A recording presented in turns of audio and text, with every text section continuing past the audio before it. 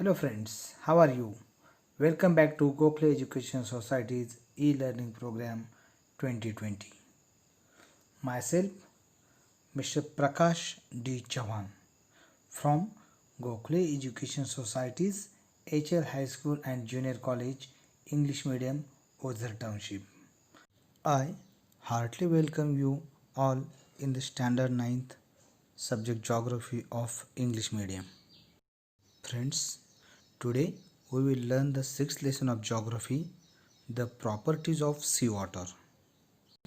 In this lesson, we will learn about the general characteristics of seawater, temperature of seawater, salinity of seawater, and the density of seawater.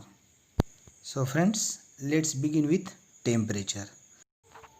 Friends, you can see that temperature is a major property of the seawater.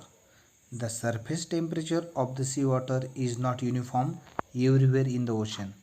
This is dependent on different factors. Friends, temperature of seawater at surface and at depth is studied separately. It is not uniform everywhere. It changes as per the latitudes. The temperature decreases from equatorial areas towards the pole. The temperature is about 25 degrees Celsius near equator, whereas it is 16 degrees Celsius in mid altitude and 2 degrees Celsius near the polar regions. Location of sea, ocean currents, cyclones, rainfall, sea waves, salinity, pollution, convectional movement of seawater, seasons. These are the factors which influence the surface temperature of the sea. Friends, as you know that the temperature of sea as per the depth of the water, the temperature decreases with increasing depth. However, beyond a certain depth, temperature does not change much. Temperature of the seawater changes rapidly with depth near equatorial areas, but such changes are moderate in mild latitude region. You can see that the temperature difference with the depth is lesser in polar region because most of the sun rays radiate back from surface of the sea and some of them penetrate to certain depth in water. So the intensity of such sun rays decreases. Hence, after a certain depth, the temperature of the seawater remains same everywhere. You can see that after the depth of 2000 meter, the temperature of the seawater remains uniform at almost a 4 degrees Celsius from the equatorial region to the polar areas. Water at a greater depth does not freeze. The temperature of an open sea is always less than those of landlocked seas. Friends, after observing the figure 6.1 is about the depth and temperature of seawater, we can have the answer of those questions. The maximum temperature of seawater in the equatorial areas is 18 degrees Celsius, whereas at the depth of 500 meter, the temperature of seawater is 11 degrees Celsius. You can see that the temperature of seawater at the sea level in the mid altitude is 14 degrees Celsius. Whereas you can see the answer of the third question, that is the temperature of seawater at the sea level at a depth of 1500 meter is 5 degrees centigrade, whereas from the graph of temperature of seawater it is seen that the impact of depth of temperature of seawater in the high altitude is nil, whereas it is 4 degrees Celsius everywhere. The temperature of the seawater even at 500 meter, 1000 meter or even 1500 meter depth in high latitude is uniformly 4 degrees Celsius. Now friends, let's learn about the salinity of the seawater. Friends, as you know that salt is used in the food we eat. So it is the necessary components in our life. Friends, salt is also used for making various types of chemicals and medicines. Salt is also used to preserve the things for longer periods. Even salt is also used in ice factories. Why do you use the salt in activity from lesson 5? We can obtain salt from the salt pans. The buoyancy of the seawater increases because of salinity. This is useful for water transport. But if the salinity is more than bearable limits, the life in the water gets destroyed.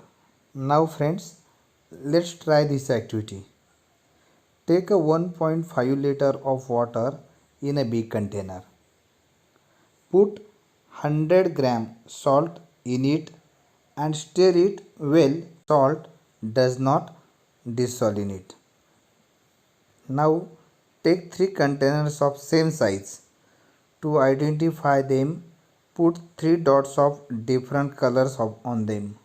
Now friends, put the water containing salt equally in the 3 containers, about half a liter in each container. Now test the water. Cover all the 3 containers with missed lid. Keep container 1 in the sun outside. Keep the other container inside the room. Put half a glass of fresh water daily in the third container. After the activity, friends, you will see that water in the first container is less than what it was before the 5 days. It is because of evaporation, since the container was kept under the sun outside the room. Whereas water in the third container has increased since half a glass of fresh water was added daily in this container. Water in container second is also less than the first day, but not much. It is because the loss of water due to the evaporation was less as the container was kept inside the room. Friends, after that you will say that in the first container the water is more salty.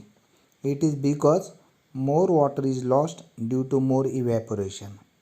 As this container was kept under the sun, salt remain in the container and hence it is more salty.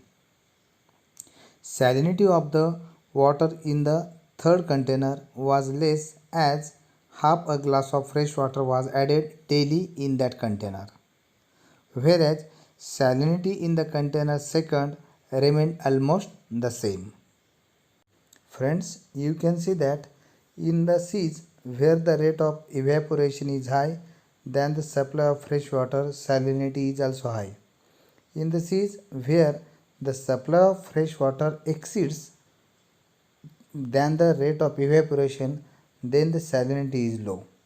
Salinity is not affected much in seas where both the supply of fresh water and the evaporation of water is low.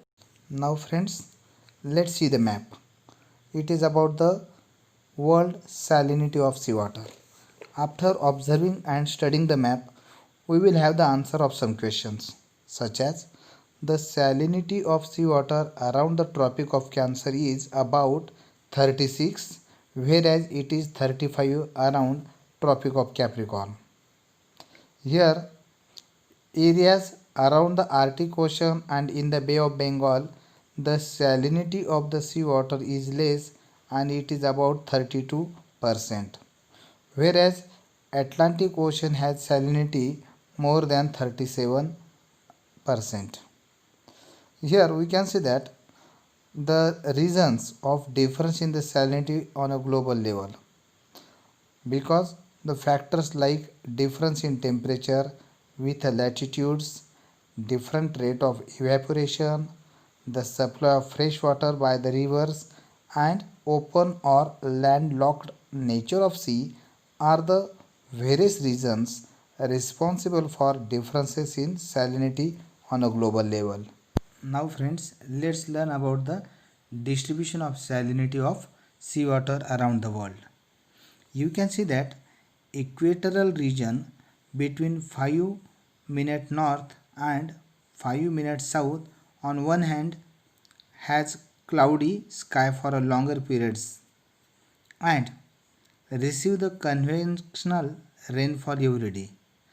Here, large rivers like Amazon and Congo also meet the sea in the equatorial region, and that's why there is a supply of abundant of fresh water due to the rivers like Amazon and Congo.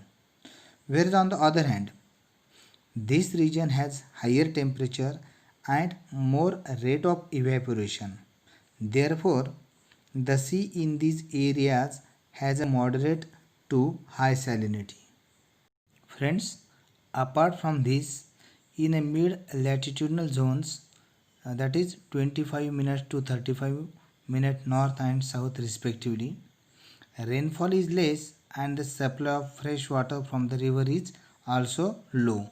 And that's why this zone has the hot deserts of the world, and thus the salinity of the seas is found to be higher here. In a temperate regions, the sun rays are slanting and therefore the temperatures are lower.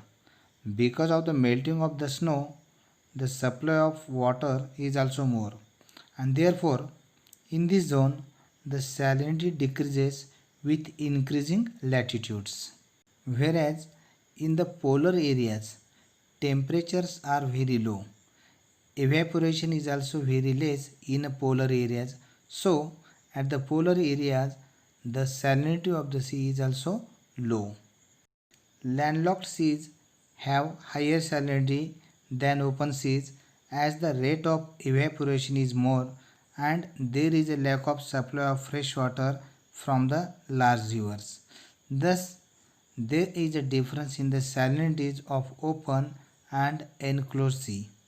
For example, the average salinity of the Mediterranean Sea is 39%, whereas the salinity of Dead Sea has 332%, whereas the salinity of the Arabian Sea is more than the Bay of Bengal. Okay friends, so far in the lesson the properties of seawater, today we have learnt about the general characteristics of seawater, the temperature and the salinity of the seawater. Thank you friends and have a nice day.